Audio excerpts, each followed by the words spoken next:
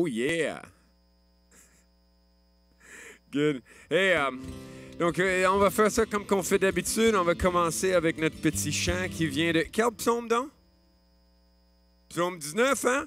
Et c'est ça, pour nous rappeler, et je veux pas juste le chanter, je veux rappeler l'idée de ce chant-là, c'est que on peut avoir l'impression que les lois sont là pour nous brimer, pour nous empêcher de vivre ce qu'on veut vivre. Tu sais, le 100 km/h sur l'autoroute est bien plate. Il me semble que 150, c'est plus le fun. Hein?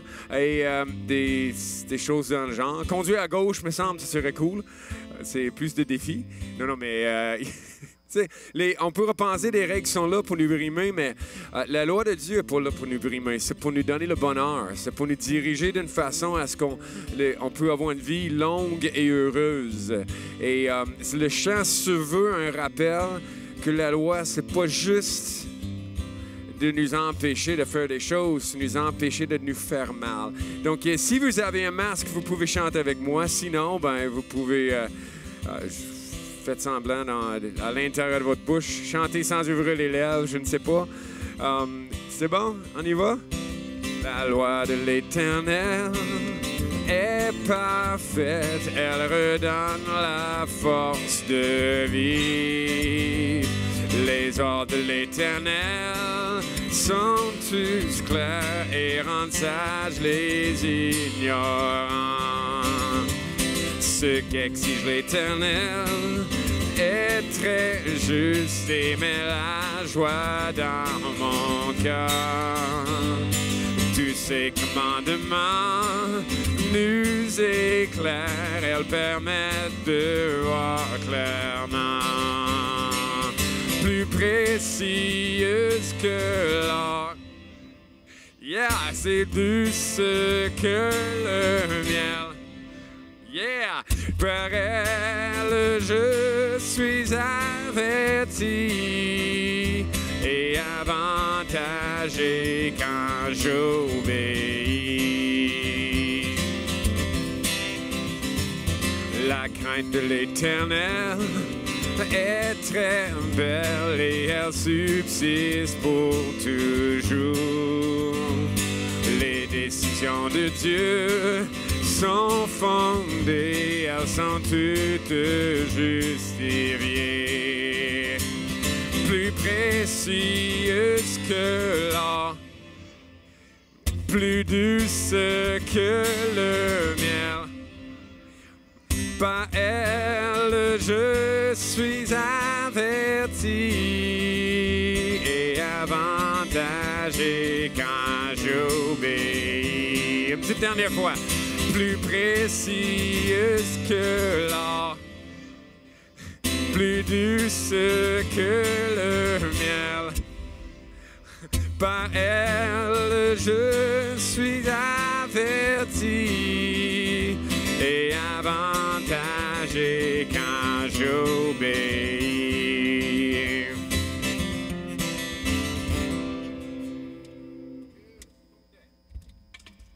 Prochaine étape. On va faire les 10 commandements directement ensemble, pas tels qu'ils se trouvent dans la Bible, mais tels qu'ils se trouvent dans le catéchisme, les 10 commandements. Donc, ça va être ici à l'écran avec nous autres. On va essayer de les faire. Je ne sais pas si vous vous rappelez, on avait des petits des doigts qui nous aidaient à compter. Et on est-tu prêt? Plus ou moins? Oups. Et moi, mon application, il ne répond pas. Ça va bien, mais la technologie à matin... On va la voir. Hey, donc, si on y va, tu n'auras pas d'autre Dieu devant moi.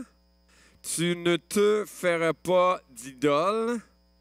Tu n'utiliseras pas le nom de l'Éternel, ton Dieu, à la légère. Souviens-toi du jour de repos, un jour saint.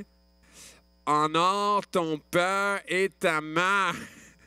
Tu ne commettras pas de meurtre. Tu ne commettras pas d'adultère. On se rappelle, hein, c'est les deux ensemble, séparés par un troisième. Tu ne commettras pas de vol, c'est un quatrième. Je pense qu'avec 4 doigts, on va prendre de quoi? On est rendu à 4, hein? Encore, on va aller prendre quelque chose. OK? C'est le quatrième. OK? Donc, tu ne commettras pas de vol. Tu ne porteras pas de faux témoignages contre ton prochain et tu ne convoiteras pas. C'est bon? Les 10 commandements. Qui les a par cœur? En as-tu pas pire? Merci, Tim, de suggérer quelqu'un d'autre.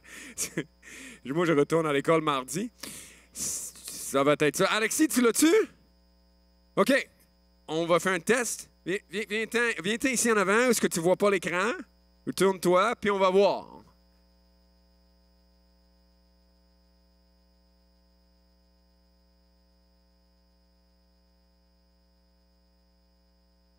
Good.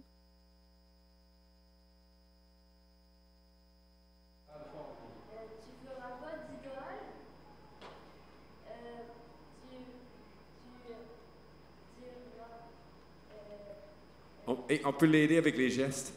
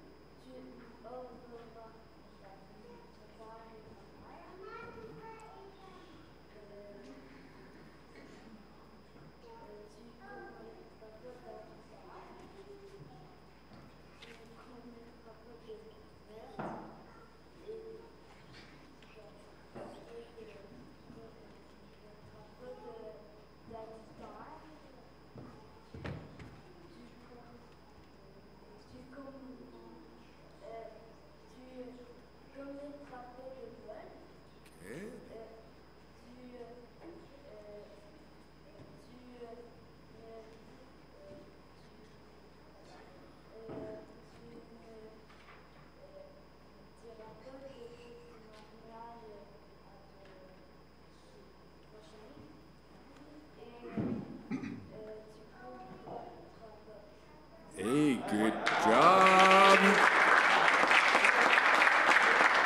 Good job, Alexis. Ça aide, hein, des fois, avec les petits doigts. Je sais pas si c'était à terre. Moi, là, j'étais en arrière, puis je me rappelais bien avec des choses. Lui, mais c'est mon préféré, je pense. Bon, OK.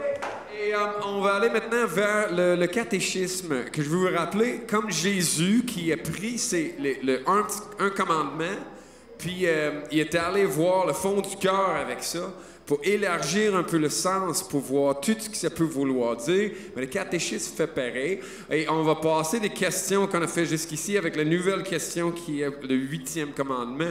Qu'est-ce que ça nous dit, OK? Moi, je vais poser la question, je vais vous inviter à répondre avec moi. Et je vous rappelle, tout ça est disponible sur Internet. Le nouveau catéchisme pour la cité, vous trouver ça, puis c'est le 8e, 9e, 10e, quelque chose comme ça.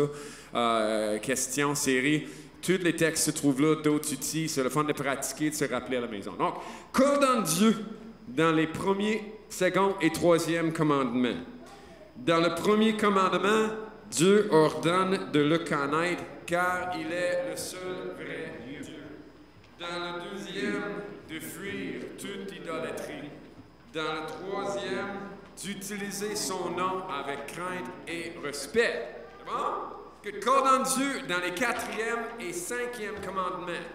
Dans le 4e commandement, Dieu ordonne de passer du temps le jour du sabbat à l'adorer.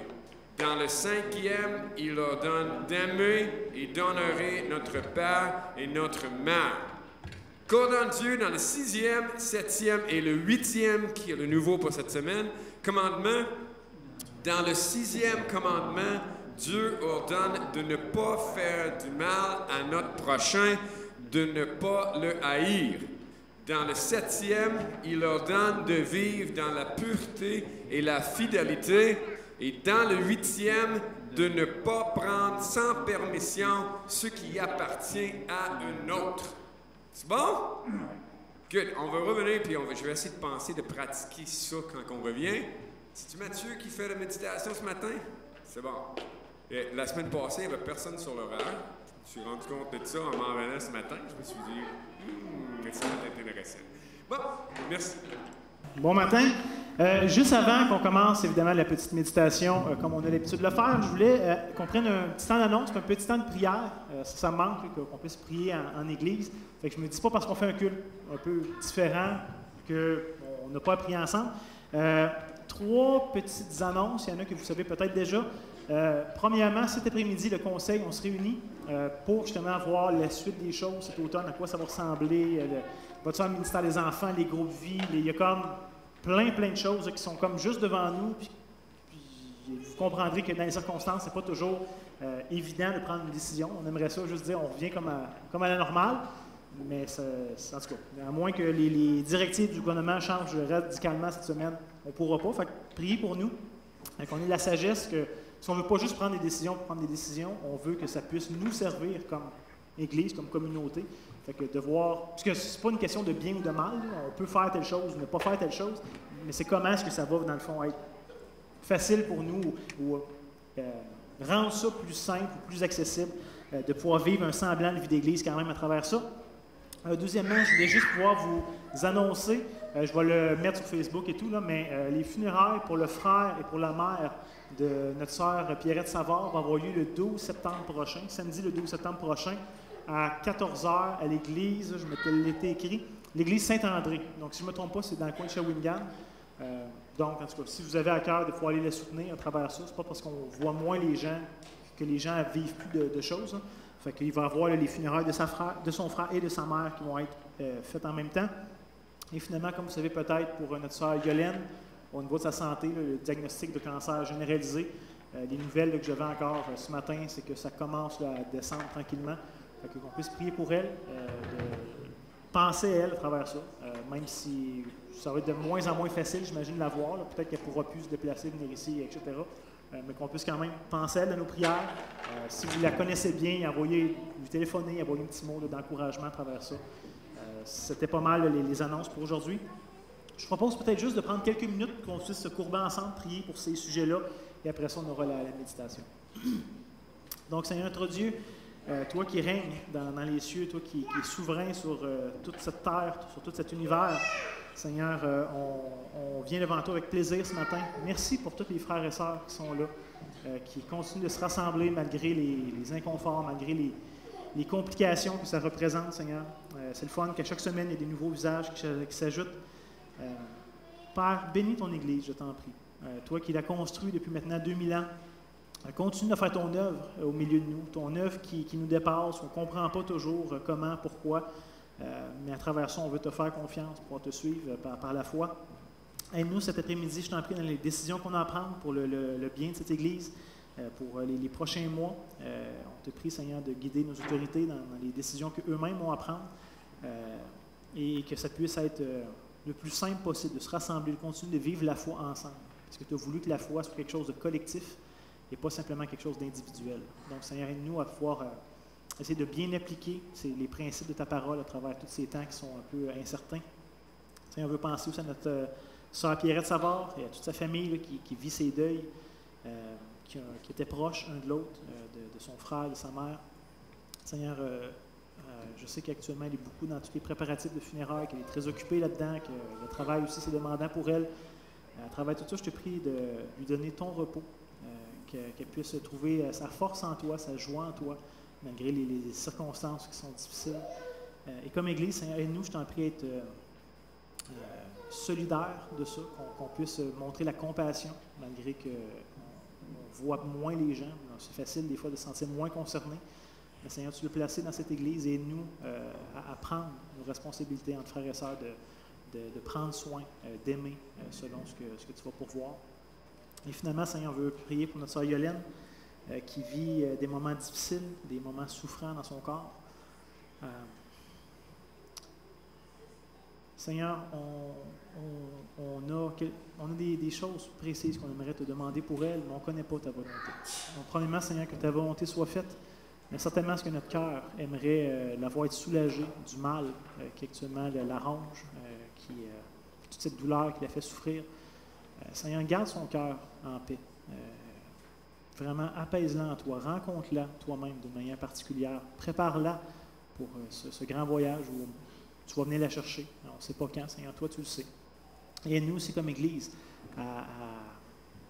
à prendre la peine d'appeler notre sœur, de lui montrer qu'on ne l'oublie pas, même si on la voit peut-être moins, qu'elle reste importante, Seigneur, pour nous. Et qu'à travers tout ce processus difficile, douloureux, qu'elle vit, que sa famille vit, Seigneur, puisse-tu être glorifié d'une manière ou d'une autre, on t'en prie. Et nous aussi ce matin pour la prédication, pour le message, que tu puisses nous donner la joie d'entendre ta parole et donne-nous aussi le moyen de la recevoir et d'y obéir. Je le demande en Jésus. Amen. Donc, ce matin, je vous avais promis qu'à mon retour de vacances, j'allais donner un deuxième catéchisme pour la cité. Ce que je voulais faire, et là, Will m'a un peu coupé l'herbe sous le pied, je voulais demander justement à un jeune homme ou une jeune femme s'il voulait prendre la peine de citer les 10 commandements. Là, on a Alexis qui l'a déjà fait d'une façon magistrale. Est-ce qu'on a un compétiteur avec Alexis? On a-t-il quelqu'un qui oserait se risquer, un autre jeune homme ou une autre jeune femme qui aimerait se risquer à le faire? Ou sinon, Alexis va gagner le prix par défaut. Je voulais vraiment que ça puisse aller dans une famille ou une place où il y a des enfants. C'est un super bel outil à faire avec des enfants. Est-ce qu'on a un compétiteur, Alexis, ce matin? Une fois, 2 fois, 3 fois? Eh bien, dans ce cas-là, Alexis, félicitations. Est-ce que vous l'avez déjà? Non, vous ne l'avez pas encore? Bon, ben. Et voilà, oui, certainement. La semaine prochaine, ça va être un autre livre qui va être vraiment pour les enfants plus jeunes. Fait que préparez-vous, les parents qui voulaient gagner le petit, comment ça s'appelle, tout ce que je devrais savoir sur Dieu. Si vous voulez l'avoir et que vous ne l'avez pas déjà, eh bien, préparez vos enfants. Il va y avoir une petite question en rapport avec les commandements aussi la semaine prochaine pour gagner ça. OK, le PowerPoint est là, merveilleux. Donc, on est rendu à la méditation sur le 8e commandement, comme ça a déjà été dit. Et le 8e commandement se décrit tout simplement avec des commandements qui sont plus longs, qui des fois, ils ont des phrases complètes ou plusieurs phrases pour décrire le commandement. Celui-là est assez simple. Hein? Le catéchisme pour la cité nous dit « Tu ne commettras pas de vol. Tu ne voleras pas, tu ne déroberas point, dépendamment des versions de la Bible que vous avez. » Et je vais oser commencer avec une question un peu rough ce matin, un peu même indiscrète, un peu embarrassante. Avez-vous déjà volé quelque chose? J'ose vous demander de lever la main si vous avez déjà volé quelque chose dans votre vie, que ce soit un bonbon dépanneur quand vous aviez 5 ans, que ce soit le char de votre voisin hier soir. Avez-vous déjà volé quelque chose? Comment? Oh. OK, on va l'avoir. Merci, Hugo. Donc, on lève la main. Il y en a qui n'ont pas de main levée. Fait que ce que je conclus, c'est que ce matin, il y a beaucoup de voleurs dans la salle et des menteurs, parce qu'il y en a qui n'ont pas levé la main. Comment? Ouais, c'est ça. Fait qu'on est quand même une belle gang. Hein? On a des voleurs et des menteurs dans la salle, c'est merveilleux. Est-ce correct qu'on était à la bonne place? Hein? Le Seigneur Jésus est venu nous sauver ce qui était perdu. Fait que certainement, ce qu'on était perdu, c'est correct. Donc aujourd'hui, finalement, parce qu'on se rend compte qu'on a tous déjà volé ou pris sans la permission, hein, si on veut y aller d'une façon plus large en parlant de vol, prendre sans la permission, sans le consentement, on a tous déjà volé, que ce soit il y a très longtemps, que ce soit plus récent, pour toutes sortes de raisons, on a transgressé ce commandement-là. Donc je pense que c'est quelque chose qui nous touche tous personnellement de près ou de loin. Et peut-être ce que vous avez remarqué dans les dernières semaines, mais la majorité des commandements sont énoncés de manière négative. Hein, tu ne feras pas telle chose ou telle chose.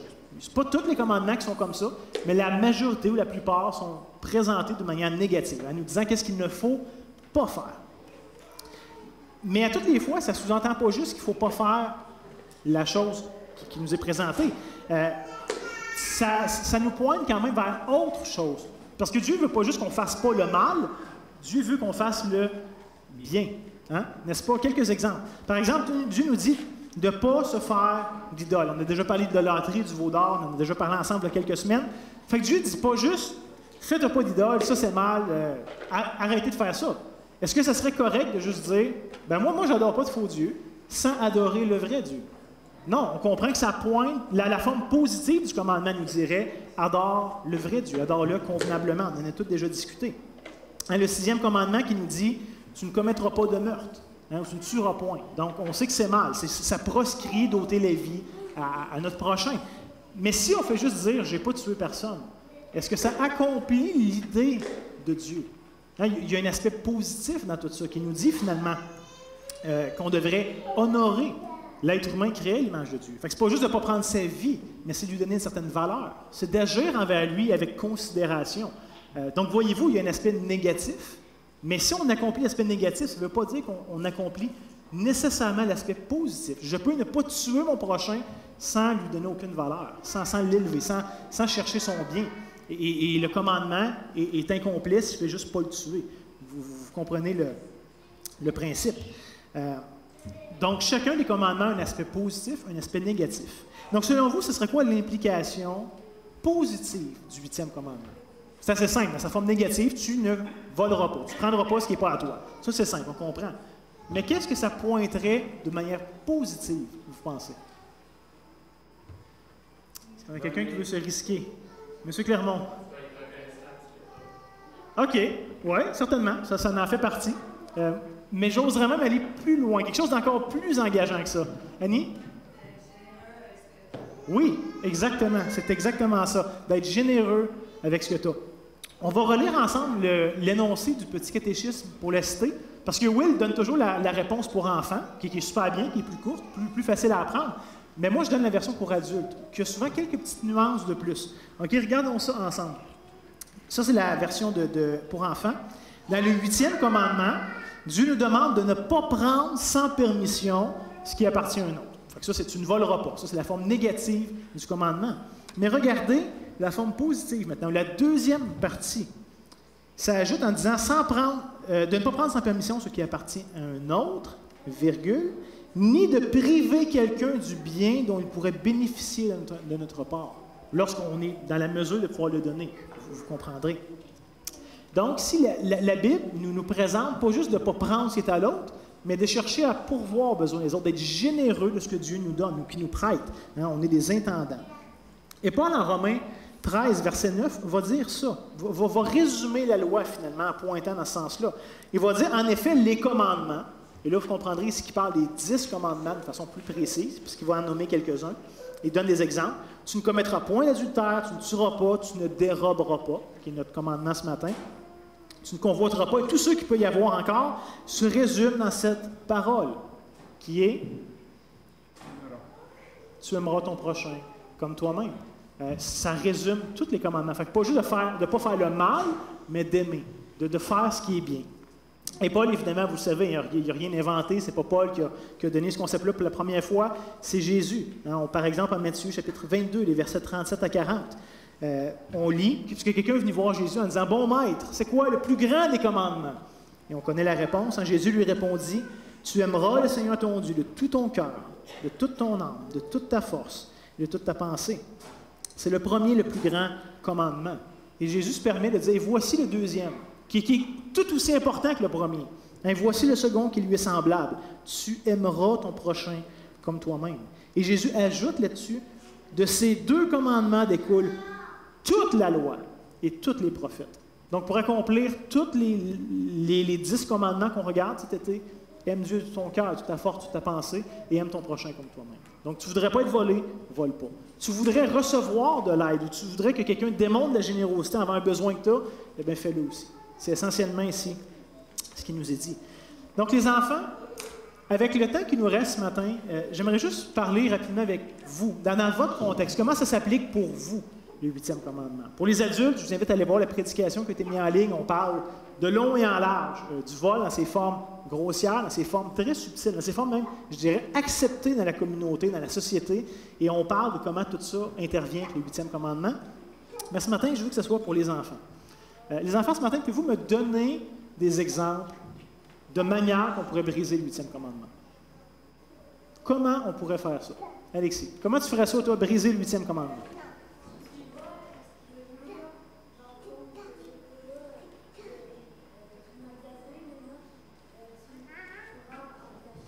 OK. OK, on a une bonne réponse ici. Tu prends le meilleur gâteau au chocolat du magasin. Si tu prends le moins bon gâteau au chocolat du magasin, est-ce que c'est du vol quand même? OK, mais fait que de prendre quelque chose au magasin sans le payer. C'est ça la réponse. Oui, mon grand? OK. OK, fait que ton ami a un plus beau jouet, une plus belle chose que toi, puis toi, tu le prends sans lui en parler parce que tu veux l'avoir, parce que tu es jaloux de ce qu'il a. Super. Y a-t-il d'autres manières qu'on pourrait briser le 8e commandement, vous pensez, les enfants?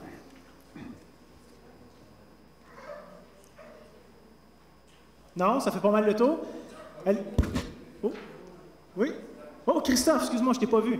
Comment est-ce qu'on pourrait briser le 8e commandement, Christophe?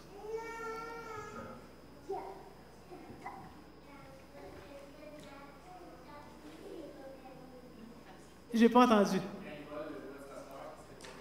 Oh, quand? Très bonne réponse, Christophe, quand on vole. Ben, non, c'est une très mauvaise réponse, parce qu'il ne faut pas faire ça, mais c'est ça. Mais bonne réponse, de prendre le jouet s'asseoir quand c'est pas permis, quand on ne donne pas la permission, effectivement. Parce que vous comprendrez que voler a comme essentiellement deux façons de faire, les enfants. De prendre sans payer, donc d'aller au magasin, comme Alex a dit, de prendre un gâteau sans le payer, ou de prendre ce qui appartient à l'autre. Je n'ai pas d'affaire à payer le jouet de l'autre, mais je lui prends sans avoir la permission de le prendre. Ça englobe, c'est englobé dans le 8e commandement. Moi, je vous ai donné quelques exemples, vous étiez très bons. OK, ça c'est un voleur, on comprend tout c'est quoi. Qu'est-ce qui vole ici? Un vélo, OK. J'avais peur que le monde dise le poteau. C'est pas le poteau qui vole, c'est le vélo qui est accroché au poteau, effectivement. Qu'est-ce qui est volé ici? Ça a déjà été dit. Un jouet, hein? Le petit garçon qui se pousse subtilement avec le camion de quelqu'un d'autre. Qu'est-ce qui est volé ici? De l'argent. Hein? On peut voler de l'argent, c'est pas juste voler sans payer, mais on peut même voler de l'argent. On peut, et celui-là peut-être on y pense moins, on peut voler des réponses à l'examen. Hein? On peut copier le plagiat d'une forme de vol, ou même de prendre un travail d'école que quelqu'un d'autre a fait, que nous, on n'a pas fait, puis on se l'attribue. On va avoir la bonne note en ayant volé le travail de l'autre. Il y a mille et une façons, même comme un enfant, de voler, de briser le 8e commandement. Une autre façon qui est très moderne, très récente dans l'histoire de l'humanité, et que des fois on ne pense pas toujours, le piratage, hein, de télécharger gratuitement des choses pour lesquelles on devrait payer normalement. Qu'est-ce qu'on peut télécharger? Qu'est-ce qu'on peut voler sur Internet, vous pensez? Comment? Minecraft, donc des jeux? OK? Des films? OK. Qu'est-ce d'autre qu'on peut voler sur Internet? Oh, l'identité de quelqu'un. Je pense pas qu'il y ait des enfants qui volent ça. Les enfants, si vous volez des identités de quelqu'un sur Internet, c'est franchement très mal. Faites pas ça. Mais c'est peut-être moins accessible, mais c'est vrai, on peut voler l'identité de quelqu'un. Quoi d'autre? Les enfants que vous pouvez facilement sur vos tablettes cellulaires, peu importe, voler. Myriam, la musique, OK? Et il y en a un que j'ai pensé aussi qui n'a pas été nommé encore. Le trouvez-vous? Non? OK. Donc, ça a été dit, des jeux. Et en passant, il y a des jeux. Il y a plein de choses gratuites sur Internet. Et de télécharger des choses gratuites, c'est pas mal. Mais de télécharger des choses gratuitement alors qu'il faudrait les payer, c'est là le problème, vous comprendrez. Il y a des films, ça aussi, ça a été dit ici. Il y a des logiciels, des applications. Hein, des fois, des logiciels, ça vaut plusieurs centaines, voire des milliers de dollars. Et on dit, ben, je préfère pas payer cette somme-là pour ça. Fait que je vais juste le télécharger. Ça a été dit aussi, il y a de la musique. Fait qu'il y a mille et une façons de voler ce qui appartient aux autres. Hein, il n'y a pas personne qui travaille gratuitement. Personne met des centaines d'heures pour faire un CD de musique, pour faire un jeu, pour le donner sans avoir d'argent. Donc, quelque part, les gens veulent être payés et on s'arrange pour contourner ça. Là, même peut-être, vous savez, les jeunes, mais il y a des films que tu peux écouter chez toi, que tu as téléchargé sur Internet, qui n'est même pas encore sorti au cinéma. Il y a comme un problème dans tout ça. Okay? Les gens n'ont pas pu commencer à faire de l'argent avec ça, que déjà il a été volé et piraté.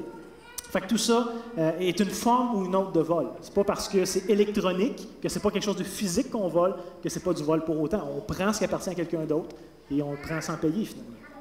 Donc juste pour voir si vous avez bien compris les jeunes, j'aurai un petit jeu de vrai ou faux à vous donner. Des petites questions, un peu pièges, pour voir si vous avez bien compris. Vous êtes prêts?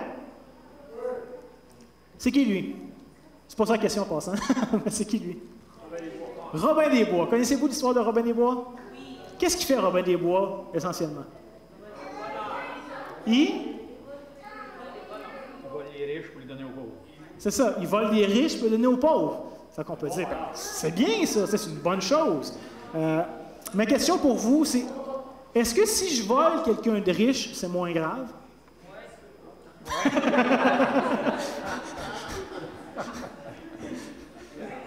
Les enfants? Oh, hein?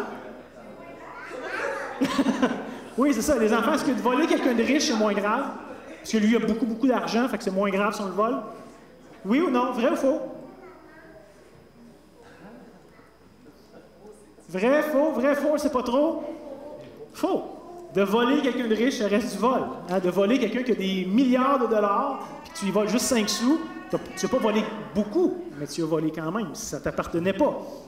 Deuxième question. Si je vole parce que j'en ai vraiment besoin, c'est-tu correct? Hein? Mon ami, là, il a un super beau jouet, je reprends ton exemple, super beau jouet, là, la dernière affaire, super sacoche, puis toi, tu n'en as pas, tes parents ne veulent pas te l'acheter, tu dis, moi, j'en ai besoin, je ne l'ai pas, fait que c'est-tu correct de voler si tu en as besoin? Les enfants? Oui? C'est faux, hein? Effectivement, tu as raison. C'est pas bien de faire ça non plus. C'est pas parce qu'on en a besoin et qu'on le prend que c'est moins un vol pour autant. Vous êtes bon? Troisième question.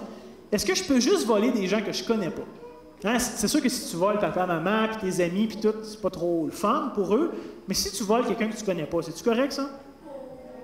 Faux, hein? Vous avez encore raison. Oups. Encore, vous avez raison. Quatrièmement, est-ce que c'est correct si je fais juste prendre des petites choses qui coûtent pas cher? Hein, si je vole une télévision, c'est mal, ça coûte très cher, mais si je vole 2-3 petits bonbons qui coûtent juste quelques sous, c'est correct, ça? Non, hein? C'est faux. Vous avez raison. Vous êtes bon. Et finalement, est-ce que je peux prendre sans permission si j'ai l'intention de le remettre plus tard? Ça, c'est correct, ça? J'ai un non? Non? Oui? On ne sait pas trop? La réponse, c'est non. C'est l'intention. Même si tu veux le ramener, puis c'est bien de le ramener, mais si tu n'as pas la permission du propriétaire de le prendre, ça reste une forme de vol. Ça reste de prendre sans la permission, sans l'autorisation. Donc, les enfants, s'il y a une chose à garder en tête, à se rappeler, c'est que prendre sans permission ou sans payer est toujours mal. Peu importe ce qu'on prend, peu importe si la personne est riche ou pas, ça reste de prendre sans la permission. Et Dieu condamne ça par le 8e commandement. Fait que peu importe c'est qui, peu importe c'est quoi, peu importe c'est quand. Dieu condamne toutes les formes de vol. Les petits vols, les moyens vols, les très gros vols, ça reste du vol aux yeux de Dieu et c'est condamné. Dernière petite question que j'ai pour vous, juste pour voir si vous avez bien entendu ce que j'ai dit au tout début. Dites si cette phrase-là est vraie ou pas. Tout ce que j'ai à faire pour accomplir le 8e commandement, c'est de ne pas voler. Vrai ou faux? Non? Qu'est-ce que j'aurai à faire de plus? Le 8e commandement me dit « vole pas ». Fait que si je vole pas, je... Ah, OK. Fait que c'est d'être généreux en plus. J'aimerais ça qu'on réfléchisse un petit peu là-dessus. Hein? Maintenant, les enfants, donnez-moi des exemples de bord. Comment vous pouvez être généreux? Ça ressemble à quoi accomplir le 8e commandement de manière positive? Dans votre exemple à vous. Annabelle, ça ressemblera à quoi? OK.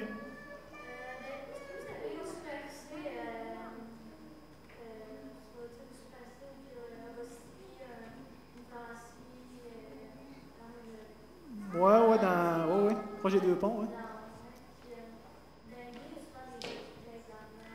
OK.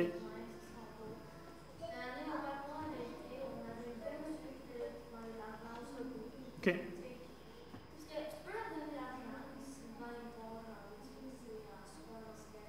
Mm-hmm.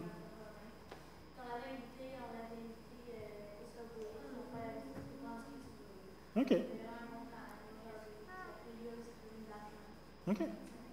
Bon, fait que ça, c'est un très bel exemple. Fait que vous avez été généreux avec quelqu'un qui est dans le besoin. Super, ça, c'est très concret. Les enfants, comment d'autres on peut accomplir positivement le 8e commandement? Alexis?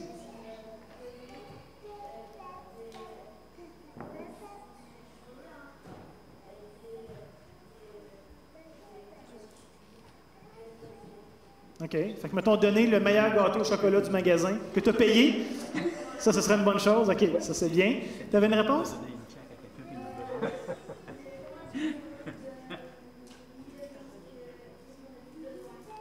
OK.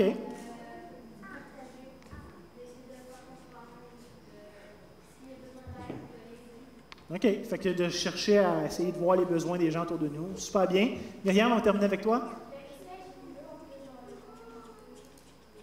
OK. OK. Oui, ça fait partie de aime ton prochain comme toi-même, certainement.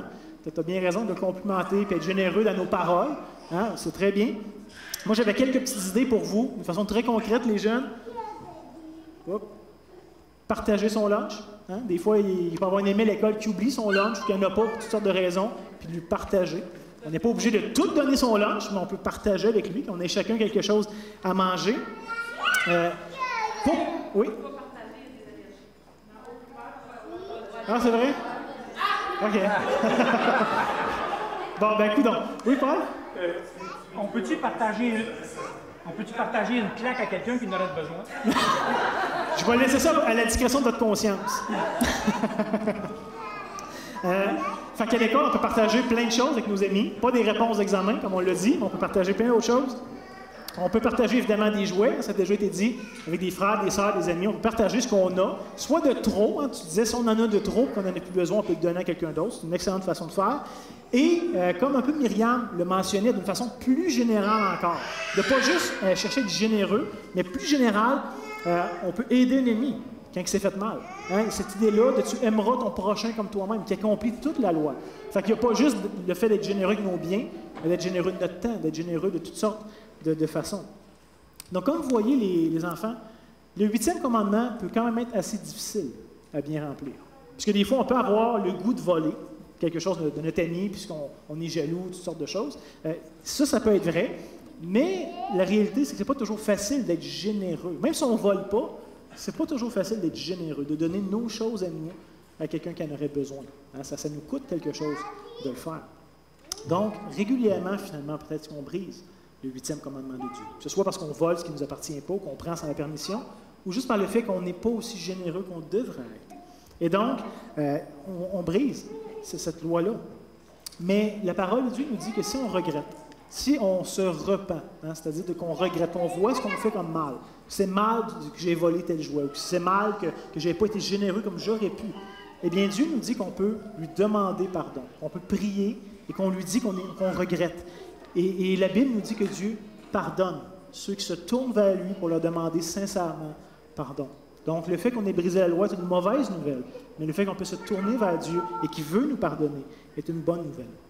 Donc, je propose simplement qu'on peut se terminer ensemble justement par un mot de prière. Et je vais prendre celle qu'on trouve dans le catéchisme pour les citer. Priez avec moi si vous voulez. Fidèle berger de nos âmes, tu nous as créés pour vivre sur la terre dans l'amour et la communion, mais nous échouons constamment. Que ton amour oriente toutes nos relations afin que nous marchions dans l'honnêteté, en abandonnant la convoitise et l'avarice pour la gloire de ton nom. Amen. Donc, passez une bonne semaine.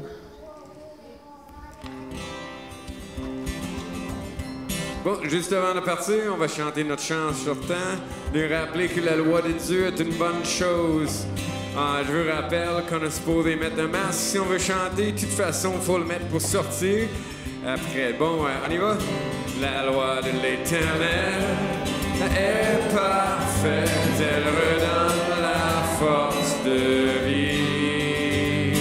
Ceux de l'Éternel sont tous clairs et rendent sages les ignorants. Ceux qui excitent l'Éternel est très juste et met la joie dans mon cœur. Tous ces commandements nous éclairent, ils permettent de voir clairement. Plus précieuse que l'or, plus douce que le miel. Par elle je suis averti et avantagé quand j'obéis.